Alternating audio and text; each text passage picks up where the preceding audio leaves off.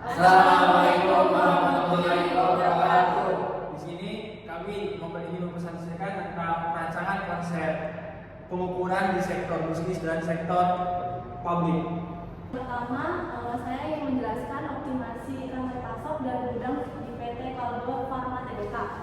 Ada input atau masukan, yaitu aktivitas harian gudang dan rantai pasoknya meliputi jumlah tenaga kerja gudang, kapasitas penyimpanan M kubik, jumlah forklift atau alat material handling, dan budget operasionalnya berupa rupiah.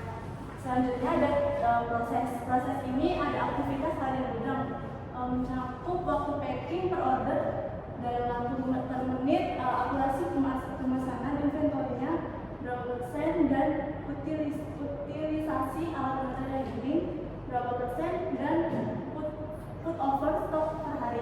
Selanjutnya ada output atau keluaran hasil dari langsungnya operasi. Ini mencakup jumlah order terproses per harinya. Kemudian ada tingkat kesalahan pengiriman, ada kapasitas gudang terpakai, dan ongkos kirim per unit. Selanjutnya ada outcome atau hasil atau dampak operasional. Ini mencakup waktu pelanggan per harinya. Selanjutnya ada biaya operasional gudang turun, ada tingkat stock out atau stock out menurun, dan kepuasan pelanggan meningkat. Selanjutnya ada benefit atau manfaat. Manfaat bisnis ini mencakup peningkatan market share, kemudian efisiensi biaya total, rantai pasok, dan relasi baik dengan supply dan customer. Kemudian ada impact atau dampaknya. Dampak strategis ini mencakup posisi kompetitif di pasar, reputasi keandalan perusahaan, dan pertumbuhan revenue berkelanjutan. Ya, untuk siklus pengukuran berbasis timeline di PT Kalbo Farma Tbk itu meliputi timeline permanen atau update, yaitu meliputi visi, misi, dan value organisasi. Sedangkan timeline untuk timeline 3 tahun dengan perencanaan strategis terhitung dari 2025 sampai 2027 itu meliputi strategi peningkatan jangka menengah atau BSC dan perumusan strategi. Kemudian ada Key Performance Indicator atau KPI. Inventory akurasinya itu lebih dari 99,5%, dan order fulfillment rate-nya itu lebih dari 96%, warehouse utilization-nya itu lebih 85-90%, dan cost per ordernya itu turun menjadi 8-10% per tahunnya. Kemudian dengan timeline 1 tahun dengan operasional dan kontrol meliputi proses pemonitoran target. Yang kedua itu kontrol dan monitoring, dan yang terakhir itu kepuasan stakeholder. Nah, kemudian di sini ada strategi outcome-nya, yaitu dengan yang pertama itu ada ROI konsisten 15%, terus on time, yang kedua itu on time delivery-nya lebih dari 98%, terus yang ketiga itu error rate-nya kurang dari 0,2%, dan yang terakhir yang keempat yaitu employee retention-nya lebih dari 90%. Kemudian ada pengumpulan data, pengukuran kinerja. Yang pertama, dari perspektif finansial, KPI-nya kita ambil dari target yang lebih dari 18%, yaitu ROI investasi rantai pasok. Metode pengukurannya melalui analisis proyek atau tracking benefit, frekuensinya tahunan. Kemudian ada finansial dengan KPI inventory carrying cost reduction dengan target 20% dalam 3 tahun dengan metode pengumpulan sistem akuntansi biaya, dan frekuensinya yaitu bulanan. Kemudian dari perspektif customer meliputi target yaitu lebih dari 97%, ada KPI-nya perfect order fulfillment rate. Metode pengumpulannya WMS, TMS, dan survei. Frekuensinya melalui harian atau di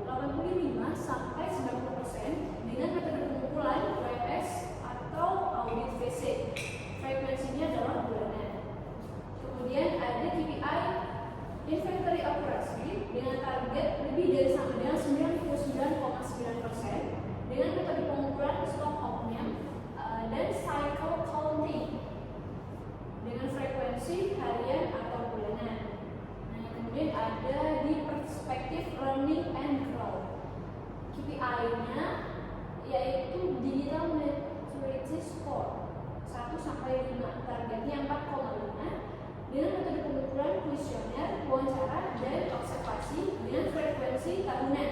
Kemudian yang terakhir ada automation rate warehouse. Targetnya lebih dari 40% dengan metode pengukuran audit proses dan observasi, frekuensinya adalah tahunan. Selanjutnya ada dari sektor publik, yaitu pelayanan administrasi kependudukan. Yang pertama itu ada output atau masukan, yaitu daya pelayanan. Untuk KPI-nya sendiri, jumlah petugas layanan, jumlah komputer dan printer, formulir dan bahan habis pakai, dan terakhir anggaran operasional atau rupiah. Yang kedua ada proses, yaitu aktivitas pelayanan. Untuk KPI-nya, waktu proses per dokumen itu per menit, antrian rata-rata per hari itu per orang, kesalahan input data itu persen, dan kepatuhan SOP lainnya persen. Lalu ketiga ada output atau keluaran, yaitu hasil langsung pelayanan. Untuk KPI-nya, jumlah dokumen terbit per hari, cakupan nilai layanan, ketersediaan form dan bahan, dan waktu operasional layanan. Yang keempat ada outcome atau hasil, yaitu hasil bagi masyarakat. Untuk KPI-nya, kepuasan masyarakat itu menggunakan persen, pengurangan komplain, penurunan pungutan biaya, peningkatan kepatuhan administrasi. Dan yang kelima ada benefit atau manfaat, yaitu manfaat publik. Untuk KPI-nya, data kependudukan lebih akurat, efisiensi waktu masyarakat, transparansi pelayanan publik. Dan yang terakhir itu ada impact atau dampak.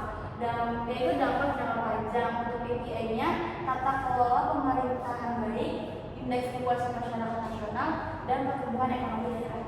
Kemudian ada siklus pengumpulan berbasis timeline di sektor publik itu.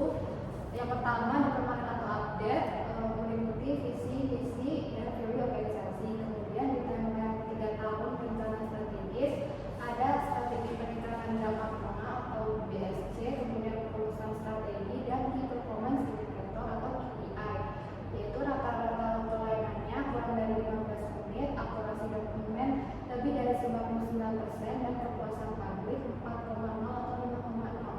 Kemudian di 1 tahun operasional dan kontrol ada proses pengontrolan target, kontrol dan monitoring, dan kepuasan stakeholder.